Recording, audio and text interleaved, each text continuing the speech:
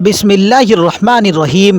تہجد میں کی گئی دعا کی قبولیت کی نشانی جان لو۔ تہجد کی دعائیں تو دنیا بدل دیتی ہے اور پھر تم تو نصیب کا بدلنا تہجد میں کی گئی دعا کی قبولیت کی نشانی مانگ رہے ہو۔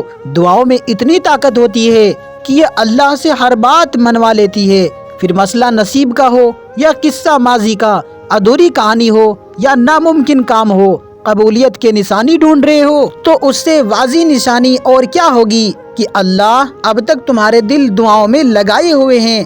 اللہ نے اگر دعاؤں کے جانب دل موڑا ہے تو کچھ تو ہے جو اس نے بدلنے کا سوچا ہے۔ اگر تمہاری دعائیں رد ہونے ہوتی تو تمہیں تہجد تک لایا ہی نہیں جاتا۔ دعائیں جب قبولیت کے لیے اللہ کے روبرو کھڑی ہوتی ہے تو تہجد کی دعائیں سب سے پہلی صف میں ہوتی ہے، وہ صف جسے اللہ نے سب سے پہلے کون سے نوازنا ہوتا ہے۔ جب دعاؤں میں ہاتھ اٹھاتے وقت دل بار بار قبولیت کا یقین دلائے تو سمجھ جاؤ کہ یہی اشارہ ہے کہ تمہیں مانگتے رہنا ہے، کیونکہ دل کو پختہ یقین تبھی آتا ہے جب اللہ پاک دعائیں قبول کرنا چاہتا ہے۔ مسلسل دعا دلیل ہے کہ قبولیت کے گھڑی جلد ہی آنے والی ہے۔ دعائیں بھی کیا لاجواب کر دیتی ہے نا، جو ہر بندے کے لیے عرش تک کا سفر کرتی ہے اور پھر وہاں پہنچ کر کہتی ہے کہ واپسی کا سفر قبولیت کے لیے طے ہوگا۔ سنو، تم یہ نہ سوچو کہ تمہاری دعائیں نہیں سنی جا رہی ہے یا کبھی قبول نہیں ہوگی، بلکہ جان لو کہ تمہاری دعائیں تو عرش تک جا چکی ہے۔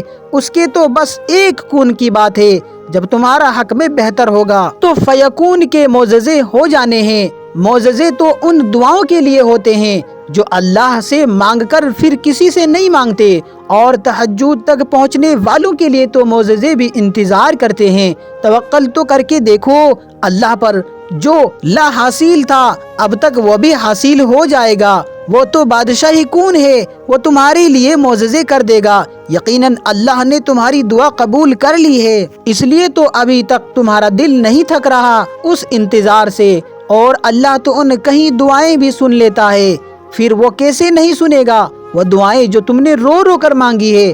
اور تہجد کی دعائیں تو اس قدر خاص ہوتی ہے کہ انہیں سننے کے لیے اللہ بذاتِ ہیں خود پہلے آسمان کی طرف آتا ہے۔ اس پہر کی گئی فریادیں عرش تک رسائی پاتی ہے۔ اور کیا تمہیں معلوم نہیں کہ خاص معاملات میں نوازشیں بھی خاص ہوا کرتی ہے؟ دعائیں تو فوراً قبول ہو جاتی ہے، اصل امتحان تو یقین کا ہے جو صرف صبر سے ہی جیتا جاتا ہے، اور صبر کے معجزے ہمیشہ تمہارے منتظر رہتے ہیں۔ اگر تمہیں اللہ کے دینے پر یقین ہے تو پھر تمہاری یقین سے مانگی ہوئی ہر دعا قبولیت کی طاقت رکھتی ہے، اور جلد ہی تم قبولیت کے کرشمہ دیکھو گے۔ یقین رکھو تمہارے لیے اب وہ معجزے ہونے ہیں، بس صبر کا پہلو تھامے رکھو۔ دیری ہو رہی ہے تو پھر ضرور کچھ بہترین ملنے والا ہے۔ صبر کے سفر میں ایک مقام ایسا بھی آتا ہے کہ جب ہم کوئی دعا کرتے ہیں یا کچھ بھی سوچتے ہیں تو پل بھر میں اللہ اس کو پورا کر دیتا ہے۔ پتہ ہے کیوں؟ کیونکہ اللہ جانتا ہے کہ تم نے صبر کر رکھا تھا۔ ہم جب اللہ کو چون لیتے ہیں تو یہ مقام اللہ خود بخود ہمارے مقدر میں لکھ دیتا ہے۔ تہجد کی توفیق ملنا اس میں مانگی گئی دعاؤں کے قبولیت کی نشانی ہے۔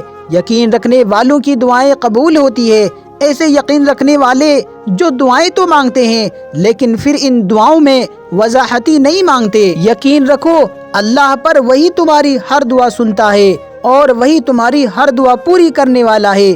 دعا کے وقت آنکھوں کا آنسو سے بھر آنا قبولیت کی سب سے بڑی نشانی ہے۔ جن دعاؤں کی سفارش نم آنکھیں کرے اللہ ان پر قبولیت کی مہر لگا دیتا ہے۔